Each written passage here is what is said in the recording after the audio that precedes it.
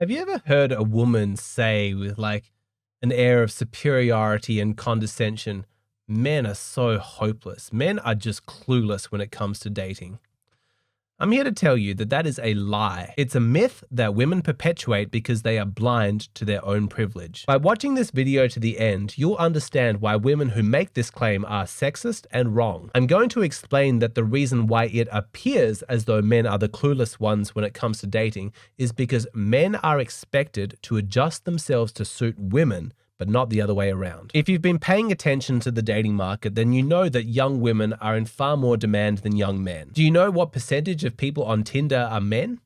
It's 75%. Only 25% of Tinder users are women. The average man might receive a flirtatious compliment once or twice a year. The average woman's getting it multiple times a week. In the dating market, young women get the privilege of being the gender that's in demand. I'm not saying there aren't struggles or challenges that come with being a young woman as well, but in this dating market, women are the ones that get to set the price, and then men have to adjust themselves to match that. If anything, the conversation men are so clueless when it comes to dating is proof that the responsibility is on men to understand the needs of a woman and then to meet them. But it's no wonder that men seem clueless when it comes to this stuff, because guess what? Pleasing women is really hard. Women are very complex. By contrast, men are pretty simple. And no, I don't mean that as a compliment. It's not a good thing that men are simple. The criteria that most men seem to have for a woman they can show interest in is that she needs to be pretty and nice to me. I mean, that's a good start, but so much of what I'm doing on this channel is trying to encourage men to value themselves more, to have higher standards. Demand more from women. The privilege of being in a relationship with you should be so high that she can't just be pretty. She's got to have more. I have Hey Hero consultations every single week from men who are in disastrous relationships because they committed to a girl based on too low standards. They have my sympathy and I try and help them, but you know, at a certain level, it's like, well, what did you expect if you're going to commit to a woman based off nothing? If she didn't prove to herself in any way that she's a high quality woman, why did you think that a relationship with her was going to be good? Women, by contrast, are very complex in what they're looking for in a man. They have all kinds of criteria, and it's always a case of, I want this, but not too much of this. Like, I want a man who's nice, but not too nice. I'm looking for a man who's confident, but not arrogant. I want a man who's strong, but not overbearing. I want a man who's tough, but not frightening. I want a man who's rich, but not entitled. I want a man who's social, but he shouldn't be too confident talking to other people. I don't think women have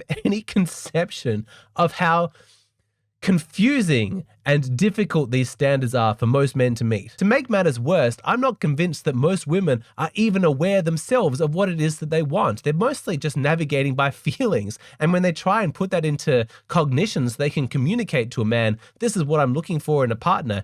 It kind of comes out as a jarbled mess, and often it doesn't actually correspond with what their actions demonstrate that they're actually attracted to. Women don't really know themselves, and that's one of the reasons why they give such bad dating advice to men. I know it seems like logical, like if I want to know what women are attracted to, then I've got to speak to women. If I want to know, how to get good at dating, I should be asking women's advice.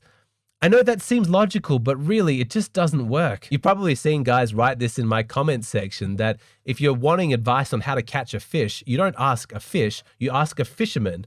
If you want to know how to date women, you don't ask women, you ask a man who's successful with women. But this theme of women having no self-awareness continues so strongly into this privilege that they have that they're completely blind to, in that they don't realize the follow-on implications for what it means to be the gender that's in demand, to be the ones who get to set the price. It's what gives rise to this incredibly bizarre and frankly infuriating situation where women can simultaneously be extremely complex and choosy about what they're looking for in a man, and at the same time have the audacity to judge men as being clueless and hopeless for not being able to figure that out. Women, you have no idea what it's like to try and date you.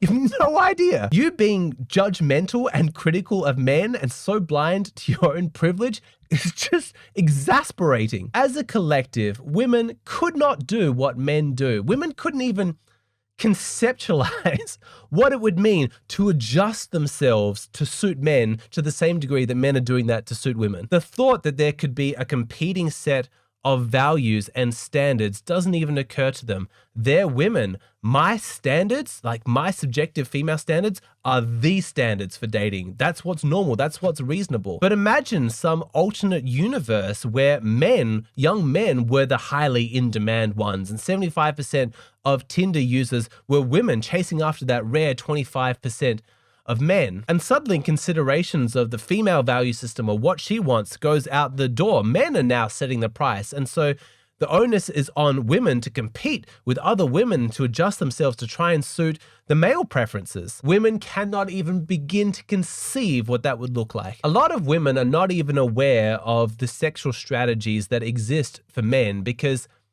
quite frankly, they haven't needed to inform themselves about how they operate because they're so used to everything being adjusted to suit them. But men and women approach dating, relationships, and sexuality very differently. If the male sexual strategy was to reign supreme, you'd be seeing everything happen in dating a lot quicker. Like there'd be a quicker exchange of information. There'd be quicker moving to like the sexual or physical aspect. In that paradigm, imagine two men chatting to each other about their dates in the way that women do. Like imagine one guy said to this other guy, like, oh my God, women are so clueless. They have no idea what they're doing in dating. We were 30 minutes into dinner and she still had her top on. It's like, do you understand men at all? God, what a clueless woman. And his friend responds, yeah, I had a date like that last week. I handed her this questionnaire so that I could find out if the two of us were compatible, if we should spend more time together, or if I should move on to a better prospect. But she just wanted to laugh and like kept being like shy and coy. And it's like, what are you doing? Like, I need this information. Hurry up. I mean, these are just dumb examples that I've come up with, but do you understand my point? In an alternate reality where men were the ones that were in demand and they could set the price, all of those behaviors that seem normal in dating at the moment would be seen as women being clueless. Which brings me back to my original point that the only reason why women can continue to perpetuate this